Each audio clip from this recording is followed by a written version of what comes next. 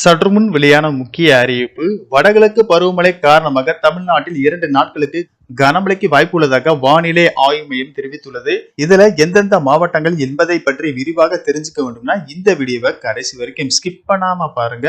இது போன்ற மழை சம்பந்தமான வீடியோக்களை உடனுக்குடன் தெரிஞ்சுக்க வேண்டும்னா வீடியோக்கு கீழே இருக்கக்கூடிய ரெட் கலர் சப்ஸ்கிரைப் பட்டனை பிரஸ் பண்ணிக்கோங்க.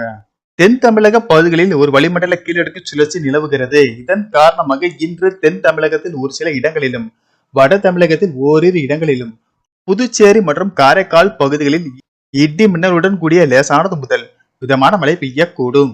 நாளை தமிழ்நாடு புதுச்சேரி மற்றும் காரைக்கால் பகுதிகளில் ஓரிரு இடங்களில் லேசானது முதல் மிதமான மழை பெய்யக்கூடும். 28ஆம் தேதி தமிழ்நாடு புதுச்சேரி மற்றும் காரைக்கால் பகுதிகளில் ஒரு சில இடங்களில் இடி மின்னலுடன் கூடிய லேசானது முதல் மிதமான மழை பெய்யக்கூடும்.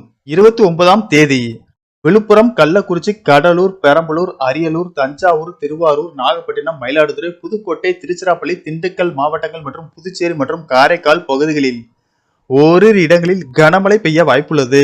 30ஆம் தேதி தஞ்சாவூர், திருவாரூர், நாகப்பட்டினம், மயிலாடுதுறை, புதுக்கோட்டை, திருச்சிராப்பள்ளி, திண்டுக்கல், அரியலூர், பெரம்பலூர், சேலம், நாமக்கல், விருதுநகர், தூத்துக்குடி, தேனி, மதுரை, நீலகிரி மாவட்டங்கள் மற்றும் கோயம்புத்தூர் மாவட்டத்தின் மலைப்பகுதிகள் மற்றும் காரைக்கால் பகுதிகளில் ஓரிரு இடங்களில் கனமழை பெய்ய வாய்ப்புள்ளது.